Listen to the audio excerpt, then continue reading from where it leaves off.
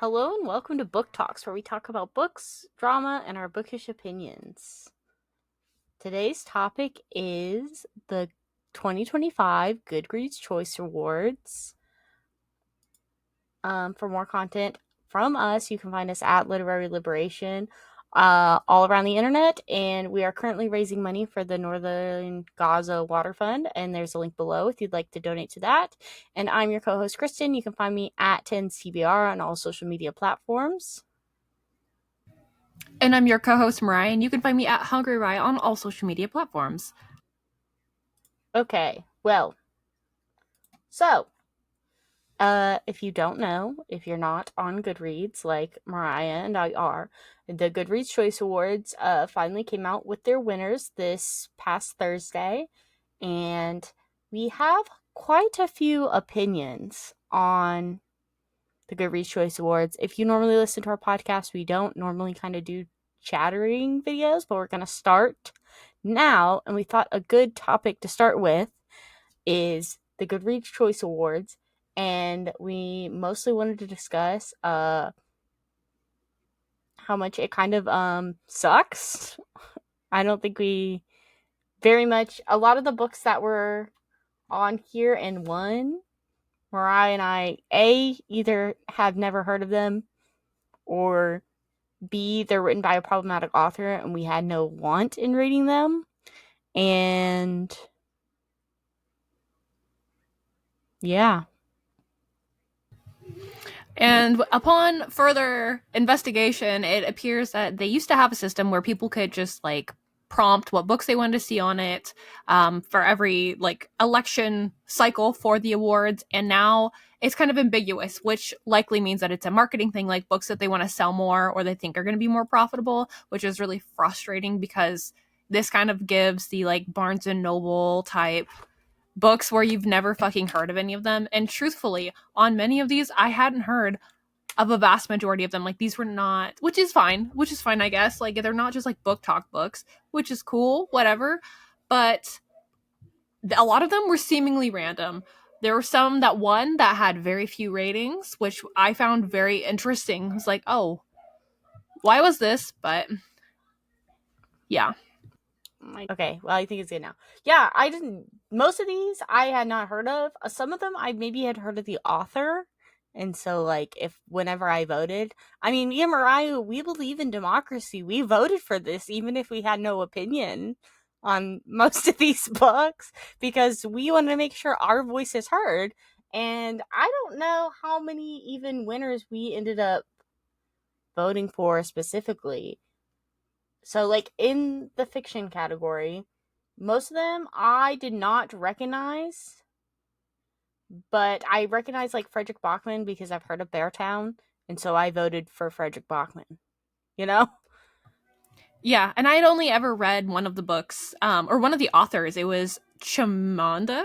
I don't know if that's exactly how you pronounce her first name. I read one of her nonfiction books, and I saw that she had Dream Count on there, which was a fiction book, the only other one that I had heard of. So that was it, and it didn't even ended up winning. In the second round, I ended up voting for a completely different book. That was like, okay, well, I guess this one looks interesting. And My Friends by Fred. He spells his name so interesting, Frederick, right? It's just Frederick. Yeah, Frederick Bachman. Bachman. But he's Swedish or something. He's from somewhere that doesn't speak English, so all of his novels are translated, I believe. So I mean, that's cool, I guess, that it was a translated book, but still, it's general fiction. I didn't fucking know any of those. I did not know any of them. The only other one I heard of was the Wild Dark Shore one, and that was a book of the month pick, which I think is why it even had any remotely relevance, to be honest. Because other than that, none of those other ones, I did not recognize any of those covers or anything. And then we also voted for the historical fiction. Not that we read any of those historical fiction books either. And I think the only one I had heard of was The Hounding by Zenobi Purvis. Yeah, I was in the same boat. It was only The Hounding. I was like, okay, I know this is supposed to be Night Bitch adjacent. Didn't make it to the final round. I ended up voting for Good Dirt. Never heard of it. But the winner was Taylor Jenkinson's Tater. Taylor. Well, she can be a tater because she's a Zionist. Anyways, Atmosphere by Taylor Jenkins Reid, which was unsurprising, honestly. Unsurprising that No the one's Zionists would fucking win. It was by a big margin too, and I think that's so interesting to me because you always see online like everyone's like, "We get it, Palestine is occupied," blah blah blah. And there's so many like negative connotations where people online are like, "Oh, like people already understand that there's a genocide going on. It doesn't matter," like blah blah blah. It's like okay, but then you have active Zionists winning the Goodreads Choice Awards. So to me, that says a lot of people don't see outside of like the American propaganda that shows that Israel being the quote unquote good guys or whatever, because you have these authors winning by a significant margin too. Which I started what's that one book by her? Seven Husbands of Evelyn Hugo or whatever, like years and years ago. And I never finished it. I like read like 10 pages of it and I was like, yeah, this sucks. So Apparently, that's the book where one of the characters is Israeli, like canonically Israeli. oh, I didn't know Is that that. so? It's not just like what I she didn't get said. that Like when far. Yeah. she shared like her to her Instagram story, one of like the hashtag Bring Them Home campaigns in December of 2023. Like she also has an Israeli character, which I don't know how relevant it is. You can look at the article that's gonna be linked from Book Smuggler, who's part of the Books for like the big boycott. This would I almost say it's SJM. It's not. It's St. Martin's Press. Oh So yeah. you know what? Same thing. They're both Zionist, but this it was the St. Martin's Press. One of the organizers wrote a whole thing of like, what's the deal with Taylor Jenkins Reid? So if you want to learn more about her and her positions, it was very thorough, and we'll link it. But at least we'll Yeah. get a break from Zionist for a couple of genres as we move through mystery and thriller. Yeah. So for mystery and thriller, I voted. I hadn't read any of these mystery and thrillers, but there is a change. I actually recognize quite a few of these books, which I do typically like thriller books. So I feel like that's kind of why I was able to recognize them more. Because I ended up voting for King of Ashes by S.A. Crosby, or sorry, Cosby. Because I have heard that was all over my For You page this year. Everyone and their mothers, anybody who's recommending a thriller was recommending that. And so I wanted that to win personally. And then the second round, I'm pretty sure it didn't even win. So It didn't. I didn't know what you ended up putting. I just ended up going with the Holly Jackson one because this year, I think it was this year, we did Good Girls Guide to Murder, or that maybe was it was last last year. year. Definitely It was last year. last year. I don't remember. We did the whole like Good Girls Guide. We only did the first No, book. I did the first one. Kristen read I the read other all of them. ones. Yeah, I really But liked those. it ended up winning. So I Yeah. mean, she's And getting I more have a popular, copy of which is it. cool. Yeah, well, this is her first adult. Well, maybe not her first adult novel, but this is her an adult novel versus her last couple of books with like the Good Girls Guide series. And then I've also read The Reappearance of Rachel Price, which is another YA mystery thriller. I think this is her first like actual adult mystery thriller too. And I bought it. I have it because I do like Holly Jackson, and it is high up on my TBR, I will say. But so I'm not necessarily disappointed that she won or anything. But moving on to the next The category. romance one kind of took me by surprise, but also not really because I forgot how big of a deal this book was, which The Great Big Beautiful Life by Emily Henry ended up winning. Mm-hmm. I had only read Scythe and Sparrow by Bryn Weaver that had come out this year. I have no real frame of reference for Emily Henry's book. I did read Beach Read this year, and I was kind of unimpressed. People talk about it like it's absolutely earth shattering, groundbreaking, and it was fine. So I mean, I'll end up reading more of her work just to get a better idea of how she writes. But I don't know. There's a lot of controversy surrounding Emily Henry's book because there's a whole subsect Oh, of people that think the that it's drama. not romance, it's It's literary women's fiction, fiction. or it's women's fiction. It's and that's just I cannot see that being true because the romance is the motivator throughout it. She just has more nuance in her books than just the Yes. romance and attraction, which is nice. I completely agree with that, but it's not. I don't know. It's not I'm anything a big crazy. I'm a big Emily Henry truther. I've read People We Meet on Vacation. I've read Beach Read. I've read Book Lovers.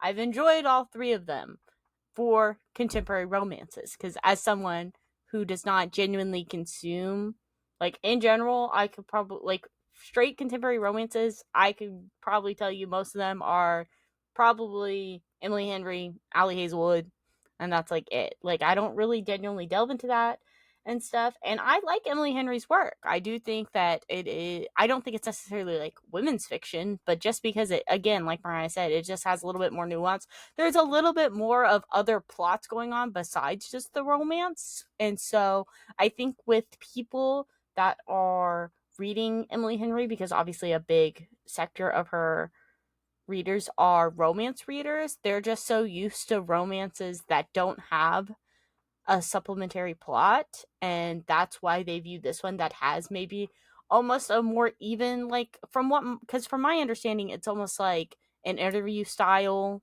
like where she's also investigating like some older woman's life while also falling in love with some guy.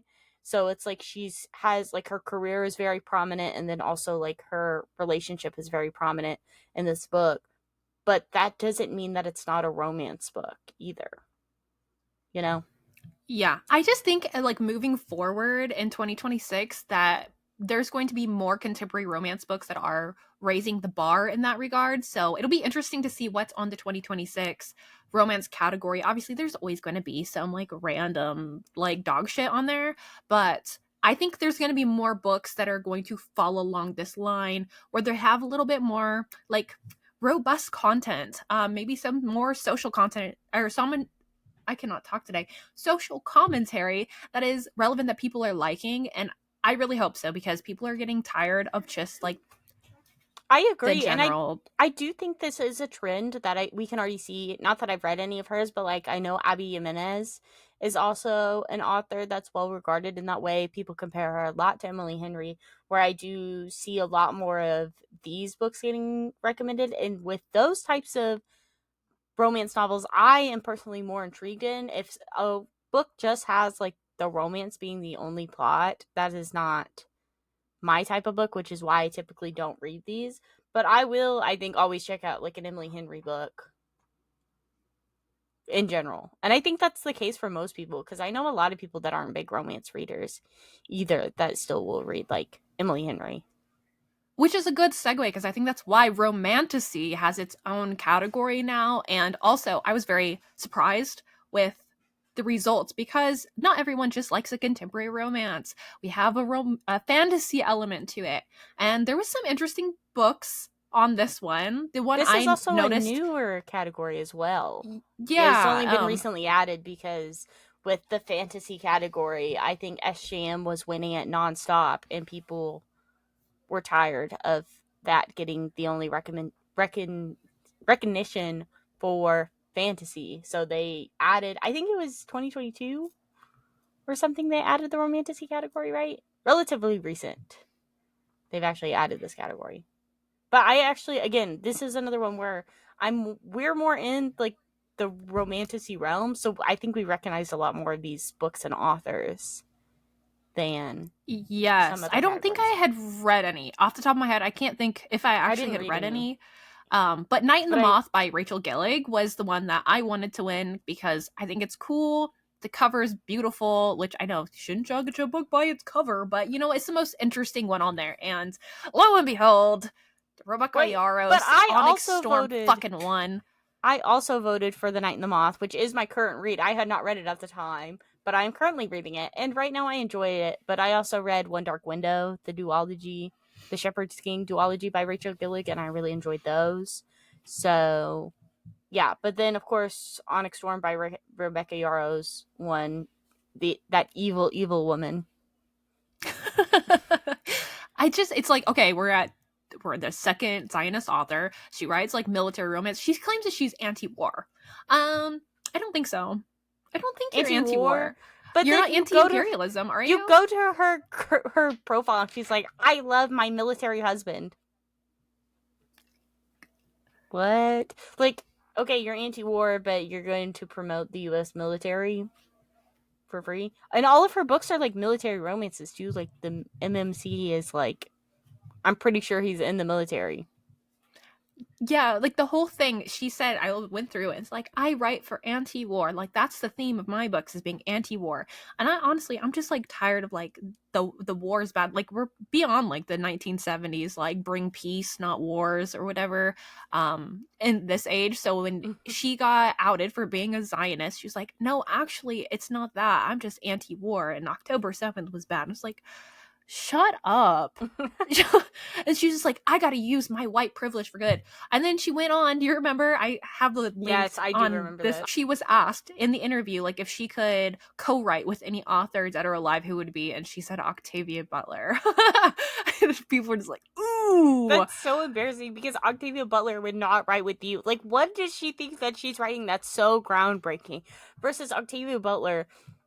First off, I don't think she's ever read an Octavia Butler book, which, promo for our next episode, we're going to be reviewing and reading Parable of the Talents, and we have already read Parable of this Hour earlier this year. And I just think if you have read just even the first one and had like the most minuscule understanding of it, you would have gotten out more than war is bad. It'd be more like, American capitalism is bad, American imperialism is bad. Like, those are proper things about, like, it talks about like militarizing the police and things like that. Like, those are relevant themes in those books. And you're saying that you want to write with that Well, author that especially with criticizes that, those like, seas. she talks about like the race, like how race is such a prevalent issue in like the like Yes. parable books, whereas in Onyx Storm and Fourth Wing and whatever the other one is called, I don't know, Iron nor Flame. do I care. That's right. She uses like very like racially ambiguous language to attribute Yes. to her people. And then also there was a big thing with the Gallic translations and how she insisted on using those in her book, and she was using them incorrectly to my knowledge, Like, I which think is she was just pronouncing them wrong. exhausting. Yeah, it's just all in all not good, not great, and I'm over it. I'm over the I will read it. I will read it so I can be a true hater. All three Maybe of I'll them? just hate read these books. I don't know. I don't know about that. We'll see what we have in store. I don't know. It's very scary. Which, I mean, like, it's not that I'm surprised that it won, but I am disappointed. And it won by, like, a significant margin again. Like, some of these, like, it's such a big margin that they won. I'm like, how? But moving on, after hating on the romantasy category, we finally have our, probably the category that we recognize, I'd say, most of the books, if not all of them. I'm pretty sure I recognized from this Yeah, there was category. quite a few on there that I was like, okay, at least I know who these people are. I know these books. I see which ones that have like come out, and there was some. The only one I ended up voting for, which I don't think I had read any at the time of the You first read round of voting. Catabasis. I did read Catabasis, which I wasn't like the biggest fan of, but Burial Our Bones and Midnight Soil by V.E. Schwab was like interesting. Strength of the Few I hadn't read yet, Yes, we but did. I ended up reading it but with the first round of voting. I I think think by the so. second round, because the first round was super early. I thought it was up until like the 14th or something of November. No, I don't So know. maybe I did, or it was at the very. I We think I read it. voted pretty early. I thought, Anyways, I don't know. it's Well, I voted for Strength of the Few both times because James Islington, my beloved, if you would like to give me an early access copy as soon as you finish the Hierarchy number 3, my door is open for you. My mailbox is open. My email is opened. I will read your grocery list if you have that out. Like, anything you want, you can just send it right my way. Thank you. And I voted for you both rounds, by the way. Not and I the honestly very I was surprised Catabasis didn't win, Strength of You didn't win, but Brie Our Bones which I was and also surprised by because I bought this book because I did read I've read quite a few V.E. Schwab books. I've read like Vicious and Vengeful. I read both of those. I read Gallant. Maybe that's it. But I've read those and I've all like enjoyed V.E. Schwab's work, and this one is high up on my TBR as well. But my thing is that I've actually heard very mixed reviews for this book. I have not heard very many like overwhelmingly positive reviews, so I was also surprised that it won. But this is also one of the only queer novels that won anything too that had lesbians in it. because like that's what everyone describes it as, like toxic lesbian vampires. So it is good to see like actual like queer novel win too. Yeah, I was excited. I was like, okay, like this gives me some idea on like people like it. We're gonna read it. I don't know why we didn't end up reading it this year. I don't think we had time. We had everything planned out, so maybe at some point we'll read it if people really want it. But I mean, I'll read it on my own with or without Mariah. Like, yeah. so. um, Moving on though, science fiction, which science fiction is my second most read genre, and I did not recognize any of these science fiction books. I felt the same way. I remember seeing some of them. I was like, okay, I know what the Dream Hotel is, That's the only one and like the I'd kind of heard of. Compound I had recognized, I'd heard of. Or like seen the And cover once, sort of thing. that was about it. This some of the stuff like the books that were in these genres just really perplexed me, confused me. I just didn't understand like why they got chosen. And it's very apparent that it was some internal algorithm, some sort of predictive AI that Amazon is using to figure out like what's going to be most profitable that they're going to push and be like, oh, this is a Goodreads choice winner for this category, so they can like make the most money for their own like publishing and like printings when they do like the paperbacks, because Amazon does print books. That's why a lot of them are really cheap on there. So Yeah. Which I don't know, because I think like, to be honest, like I go and think of like the 2025 releases that books that I had come out. None of them were really science fiction, I don't think, either. I don't tend to gravitate towards new released books anyways. So I think that's part of the issue is I'm not super in it. I like to let a book marinate a little bit in the public and kind of see how it's perceived to see if it's something, I don't know, worth the investment. See, I think to an extent I can understand that, unless it's like an author that I feel like has like merit to it already, then I will be more drawn to it.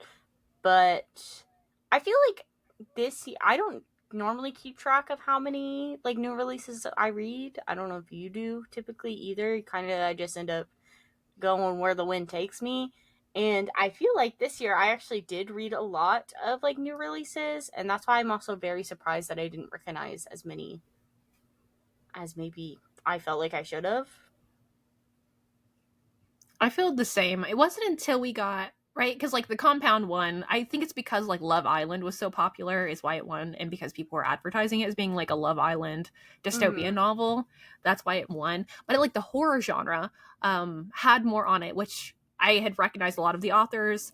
I tend to gravitate towards I like horror novels. The Mm-hmm. Buffalo Hunter by Stephen Graham Jones was on there though, and I was very surprised Yes. because we read it, we reviewed it, we loved it, we ate it up, Yes. and I was like, yes, this is doing good. It was on the final round of voting. I was like, fuck yeah, let's lock it in. Witchcraft for Wayward Girls by Grady Hendrix won. Are you so serious? This is my like Roman Empire. I have been thinking about this. Like even so, my boyfriend and I, we also read the Buffalo Hunter together and stuff because we read it with our book club this year as well. Fable.com/liberation or whatever it is. I don't know. It'll be linked below. But I was so like locked in. Like I was like, okay, I've seen this all over TikTok this year. Everybody and their mothers have been recommending it. Not for a bad reason either. It's a very well written book. It is a very good book. I think everyone should read it. Definitely if you claim to be a horror lover, you should be reading this. And I think even like literary fiction lovers could end up like being drawn toward this novel because it is so much more than just like violence and gore that I think like horror gets associated with. And whenever I saw that Grady Hendrix book won, I was like disappointed because I read Final Girls Support Group by Grady Hendrix. It was years ago now, and that book was buns. And I know you read. I read Horror Store, which is like the IKEA book, and I was like, oh, okay, cool, Haunted IKEA. It was really fucking lame. And I had heard a lot of people talking about how Grady Hendrix can't write women. He writes them very poorly. And I don't know how you felt. And I was like, no, I'm pretty sure that Kristen has said that it's not good. And so the fact that And they have this, and then this book apparently also had some really poorly written black characters that fit some really, really questionable tropes and stereotypes. And essentially, if you look at cut those characters out, it wouldn't have affected the plot. Like they were just like inserted in there, which is really gross and icky to me that he won this. And then also like the tropes that were present in it, like one, like what is happening? Why are people voting for this? I don't even understand, which I feel like, which again, I don't know what. I'm pretty sure Gritty Hendrix is white, no? I think so. I mean, from the way he writes, it definitely gives off that, I will say.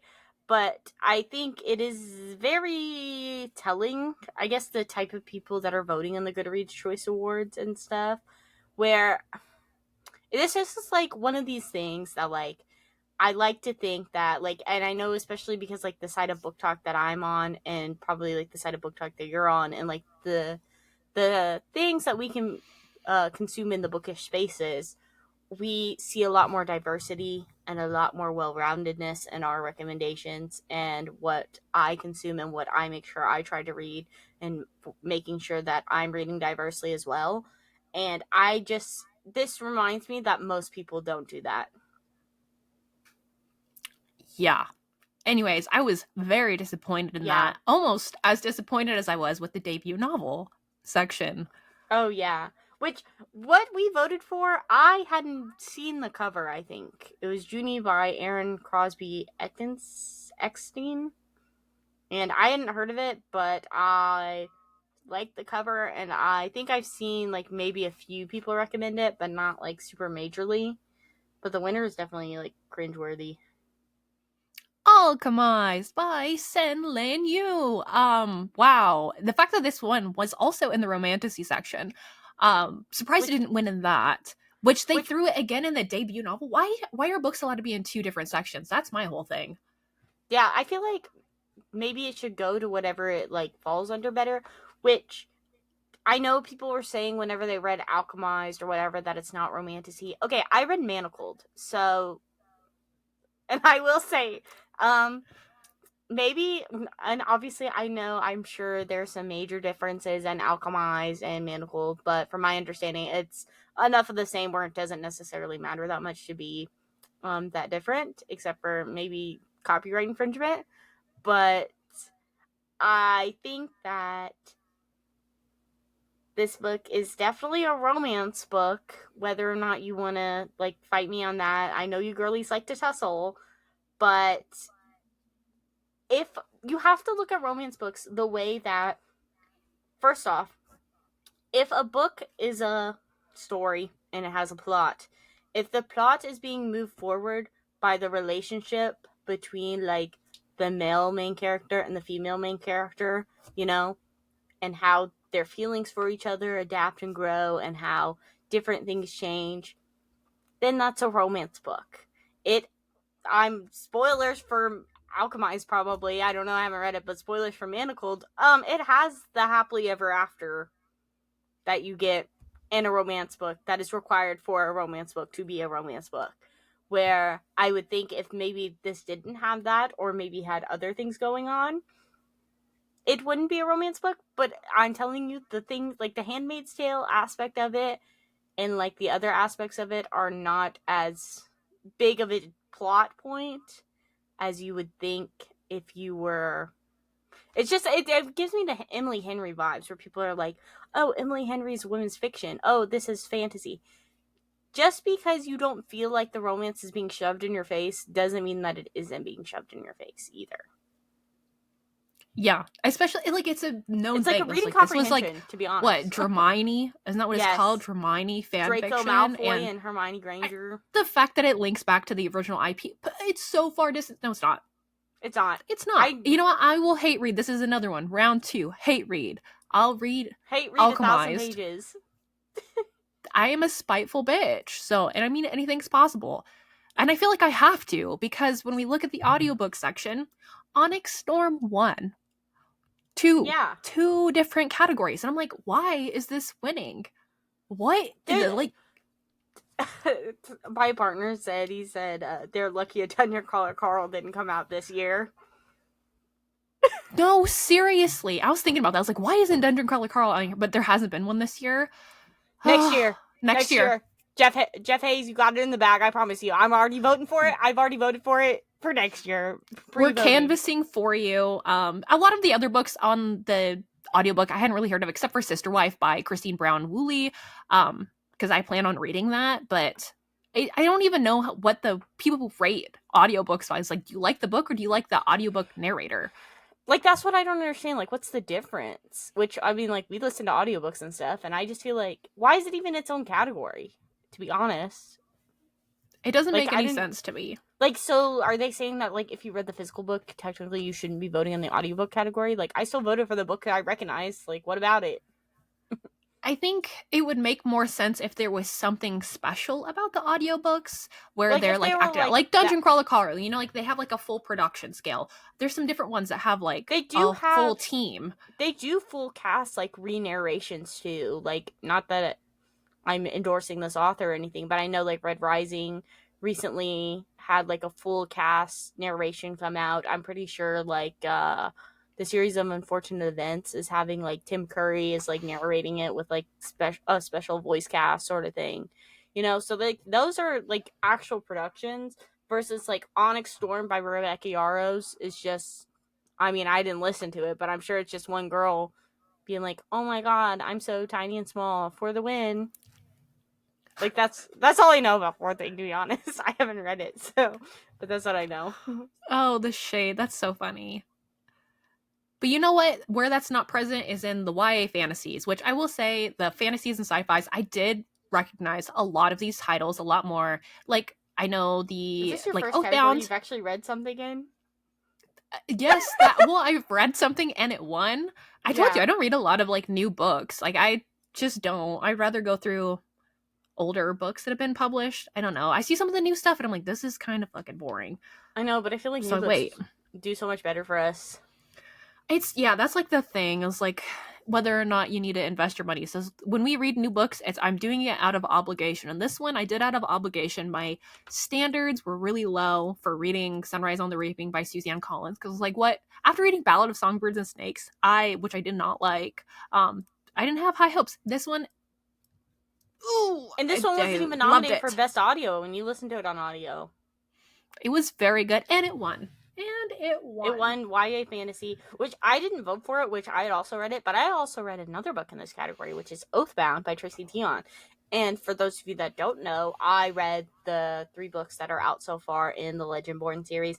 And I would not say that I liked Oathbound more than I liked Sunrise on the Reaping, but I was still voting for it anyways out of obligation because I love Legendborn so much. And I will say that I did like Legendborn more than I liked Sunrise on the Reaping. So that's where my vote came from.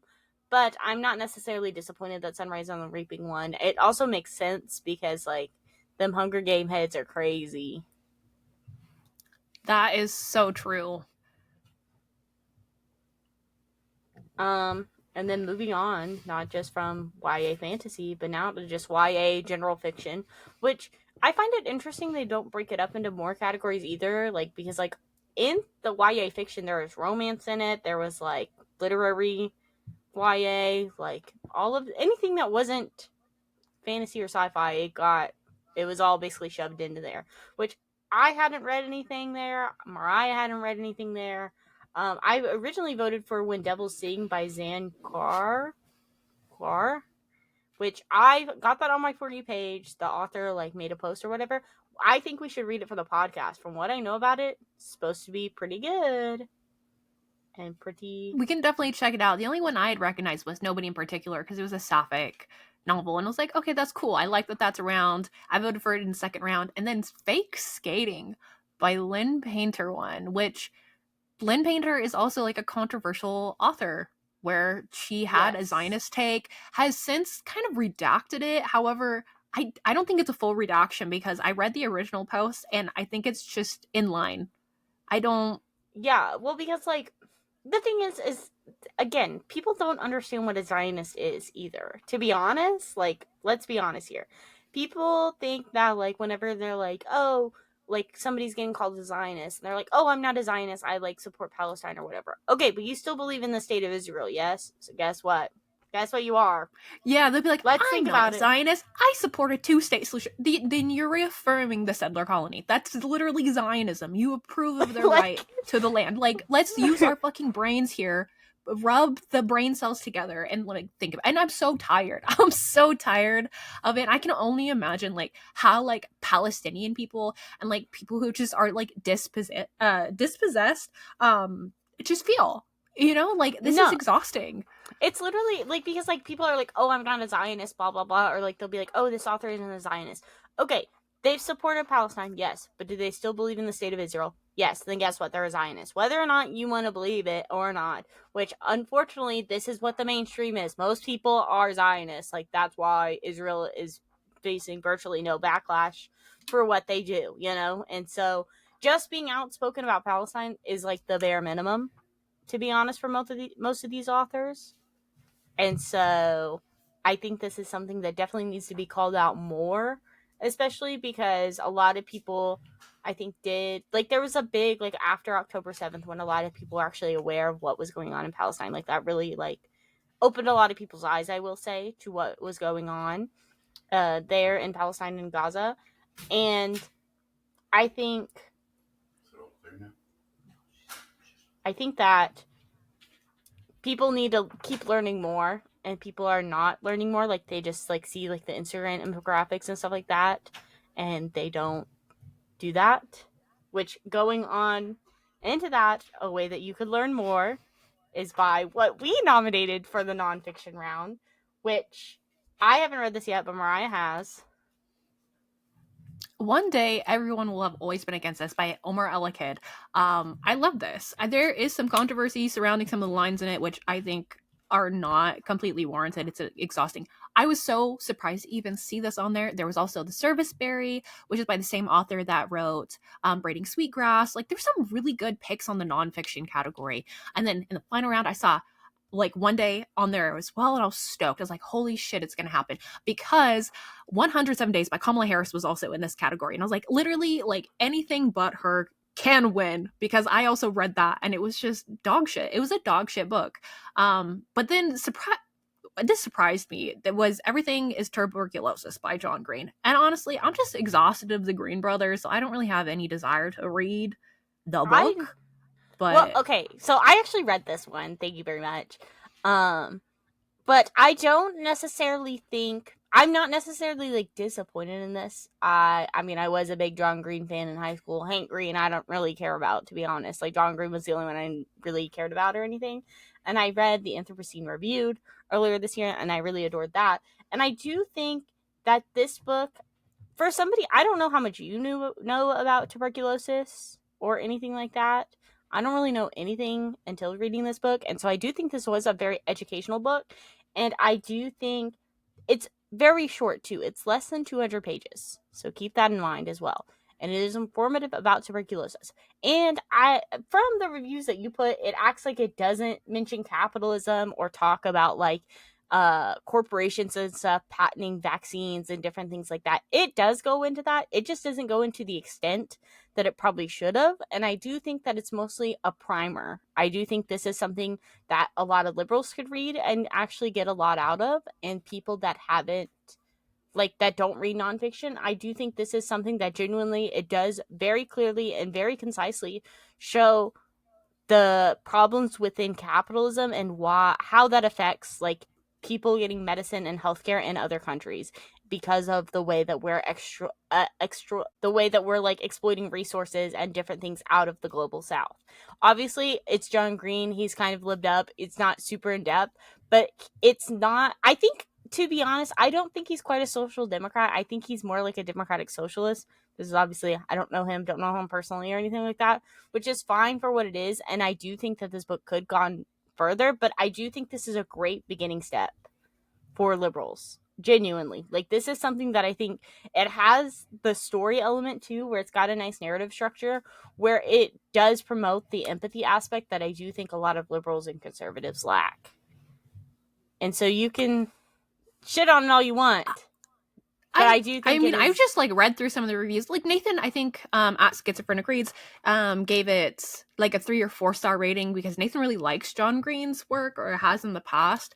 And he said that he like the same thing, like hopefully the mass attention this book receives will spark the interest in public health, health's inextricable links to a capitalist system of disability theory and rhetoric, and stories of inequality that exist within and beyond borders we've created out of the desperate need for power, which I would also like that. But he also says that it doesn't go far enough, which I that's like the whole thing with the Green Brothers is like they're not like they know a lot of things, but they don't go far enough in. And I just don't like how liberal they are and like how long it took, I think, both of them to talk about Palestine, especially since they Yeah. like seem to be so fixated on how like there's inequalities and they were so anti-Trump. And I thought that was really frustrating. There was another review I saw that rated the book a lot lower. I think it was like a 2 or 1 star that said there's like 100 opportunities to say that capitalism is the reason of healthcare inequality, which I don't know why he doesn't say that. So I don't He know how does much say like he also said capitalism like something with explicitly. like there's no class analysis, even use the term like global south, which so it's like milk toast surface level takes, which can, I mean, if you have somebody who is has that like that want to learn, I think that could be fine. But I do think like why not take it the step further? And I think he's afraid of doing it, or maybe he doesn't know enough, which I don't just based on the content that I see of them, because I used to watch like Crash Course and shit. So I don't Yeah. know. I don't know I if I mean, want to read it. I got to do it because it's popular, but I don't think I'm gonna love I it. think it'd be a good, like, not necessarily that I think you're going to extract, like, so many new things out of it. I do think that's what I'm saying. It's a great primer. It's especially good. I would love for you to read it and then you be able to make more recommendations for people with it. You know, like, if you like this book, go read, like, Still Life with Bones kind of similarly, because it kind of does have that, like, memoir, like, section within it as well, where because you do kind of follow, like, John Green and he meets this young boy, Henry, who lives in Sierra Leone, I think, in Africa, and he has tuberculosis, which I just think like tuberculosis is like literally one of the deadliest diseases that we have still around today. Like genuinely, like apparently it's been like the deadliest disease for every year except for like 2 years of COVID, and then it's back to being number one again right now. Like, and this is something that is one not talked about versus like we talk about malaria all the time and stuff like that. Not saying that malaria is bad or anything like that, but like why is that? I think it'd be more interesting too to also go into why this disease is something that is not focused on at all in like the modern world at all. You know, and malaria is not something that we're affected by either, but we hear more about that, I feel. I don't know, because like as somebody like works in healthcare, like I'm pretty familiar with all this stuff. It's pretty like common, especially I work with like the aging community. So like you have to be vaccinated against tuberculosis, to my knowledge, to be able to work in healthcare. Or they do a test where they like put something underneath your skin to check if you don't have your records, and if it does something, you have a reaction to it. It like Oh determines yes, whether or they not talk you've had about it. that. He talks about that in the book. Because it was So originally supposed to be the vaccine. See, if you read it, you can learn something. Just saying. Which I don't yeah, necessarily I mean, think I'll that it check should it be. out, but it's just like I just know it's like a really serious thing. We all are like vaccinated against it, and we don't want it to spread around. So Yes, especially but the older generation, you have to be really careful with them. So yes, but I mean, like, I do think I thought it was really interesting, especially. I don't know. I do think that there is definitely like it's not a completely useless book. Like honestly, like the way that that one review is acting like it's dog water. I don't think it's useless, but I do think there is definitely better stuff out there. But that doesn't mean that this makes sense to me on why it would win the Goodreads Choice Award. It's very mainstream, and the fact like this winning it, it can make like this issue that is not talked about be more mainstream. I think that's a net positive. do you think we can get John Green to read Stalin though, like dialectical and historical materialism? To be Like that honest, would be probably cool. yes. They can send it to him, be like, "Hey, bestie, read this." I do think Just his work, curious. the Anthropocene Reviewed, is much better than Everything is Tuberculosis, which I don't know if that won uh, whenever it came out. But that book is also very good, and that one I think is a little bit more well rounded than Everything is Tuberculosis. Moving on to memoir. None of these memoirs I had read, which I wouldn't necessarily say either of us are really big memoir readers. They don't. Like, interest me. Like, they have to be really special. Like, I did Like, it has read to be like a few this year, like the Alligator Tears. That was really good. It was a nice, like, I like memoirs, like essays. I think those are really cool. Essay collections are like probably one of my favorite outside of like whatever So the you would, I type think that you would is like the Still Life of Anthropocene Thrones. Reviewed, because that's also like essay collection memoir. Yeah, I by think those John are Green. fun, but just like a straight through memoir, they could be kind of hard. I think, especially like celebrity ones, like they're fine. I honestly, I didn't realize that The House of My Mother, which ended up winning by Sherry Frank, is about like the YouTube mom with all the kids. I was like abusing her children. I didn't know That that totally either. makes sense. Which I'm about to read it What now. happened. I love YouTube. I was like, that one's a really cool. But I actually do think book. that one makes sense to me why it won, because the other one I only voted for like the Tim Curry one because like, oh, I know Tim Curry, you know, like that's all I thought. But I do think that's a really interesting read, which I don't even know. Like, I feel like I hadn't seen anybody even talk about that book either, The House of My Mother. I haven't either. I'm also not like on like memoir talk because I know there's like a whole collective of people that just read like memoirs. Every really one of these categories definitely has its own niche on Book Talk. You just have to find it. But our last category though was history and biography, which I was very surprised that there were so many different nonfiction categories, or like there was some overlap like over in the audiobooks, which was pretty cool.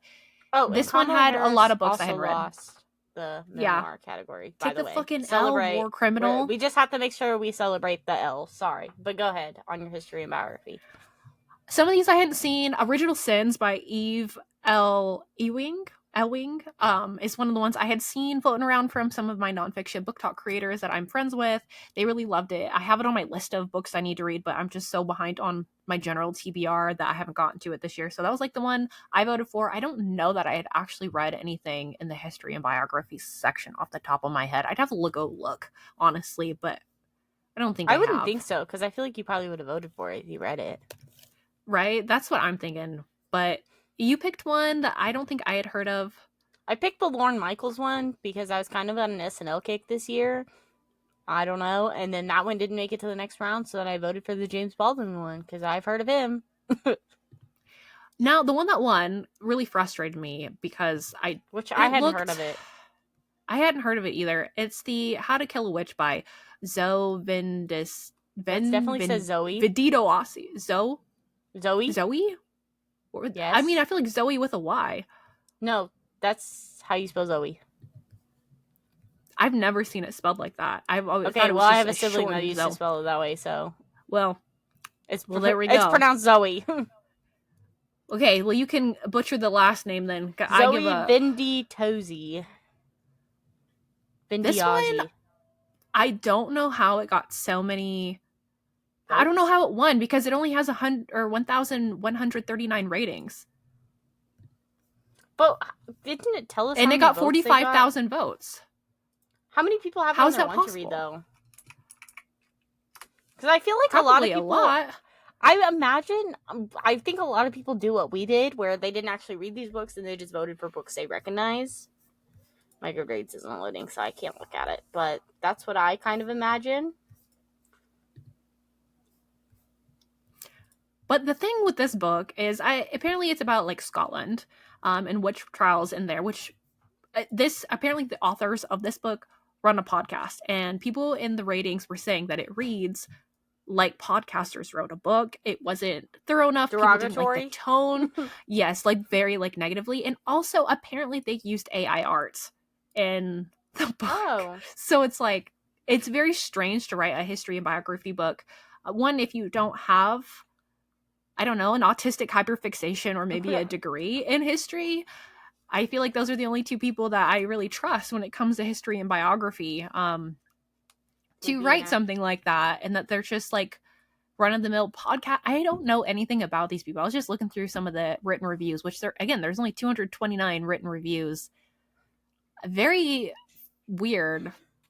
Yeah, I haven't even heard of it either, to be honest. So, and because spoilers, I guess if you check out my YouTube channel, I was thinking about reading all of these winners and seeing if they're actually worth the hype.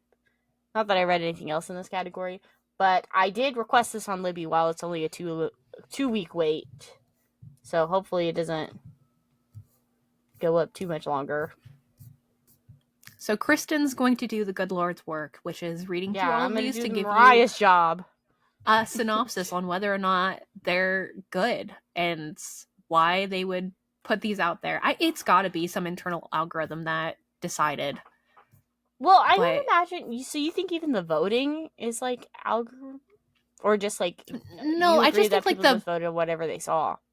people probably just voted for whatever they saw or whatever they knew. But I think like the choices that we were given were decided on a financial basis, which, if that is just isn't the way that, in a liberal, like bourgeois democracy, like that also like plays into it. So we can have like a good, robust discussion where we talk about this and we talk about like electoralism in the United States and the imperial core and how we have a two-party duopoly and they really are two sides of the same coin. They do have some variations, but they serve the same interest. And I feel Yeah. like that's the same thing with the Goodreads Choice Awards, is because they want to serve the interest of Amazon and make it as profitable as it possibly can be for them. And that's my whole 2 cents on the awards, because there's not a lot else to go off of. I know we're gonna hate read. I'll hate read some of the books, and I'll give you my 2 cents on them at some point when I'm feeling spicy, I guess. Are there any categories you wish they had that they I don't? wish instead of just like, I don't know, like general fiction, I wish it was like very specifically like literary fiction. Because that's That kind would of have what been the fiction nice. categories. I Or think they like should add like a. classics. But I guess it's just It books that didn't come came out out until in 2025. 2025. Maybe Yeah, books that got like republished or retranslated in 2025. That would have been I cool. think Or they like a should have like a. translated work section. I think they should have an indie published section, like best indie published book of the year. I think that could be cool. But then that's not going to make Amazon any money, is it? Which maybe it will, because I know it'll all be like KU exclusives or some stupid show like that. But I don't necessarily think, which the internet is a big, big place.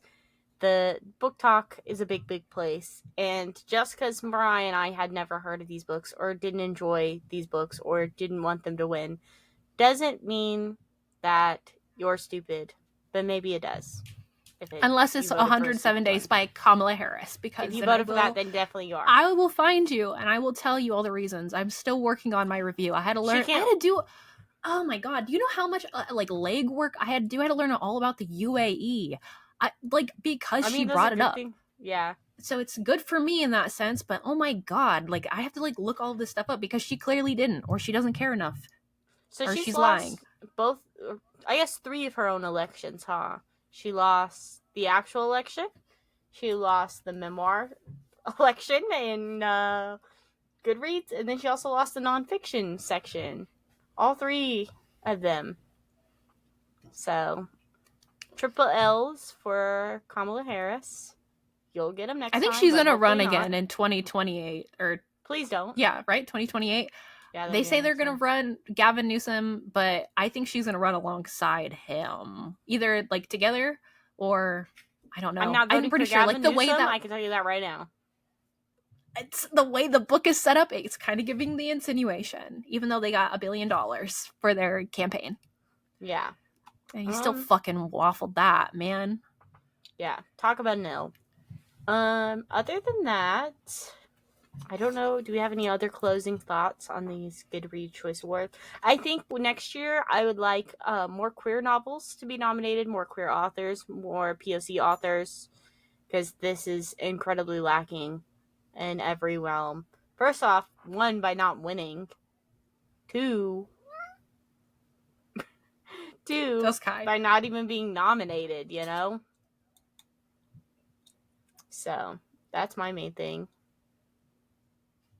That's it. If you want us to read any of these books, please leave a comment down below. Make sure you follow and subscribe so you can listen to more of our book reviews. We have some good stuff coming up. We're going to review Parable of the Talents next. And at the end of the month, we're going to review The Raven Scholar. We have that going on with our book club. Release. So if you can read real quick, you could read The Raven Scholar along with us, because we're going to do that up until like the end of the month. I don't know what we have on the books for January.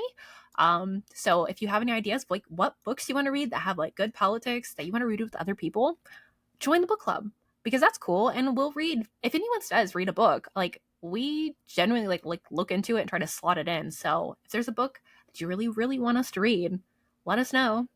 Even And we'll if it's review not it. with the book club, we'll read it on our own time too. If it doesn't win our book club voting, we do that sometimes too. Anyways, thanks for watching. Have a good time. I don't know what our outro is. I realize that because I've never done it. I Thank just you say, and good night. there you go.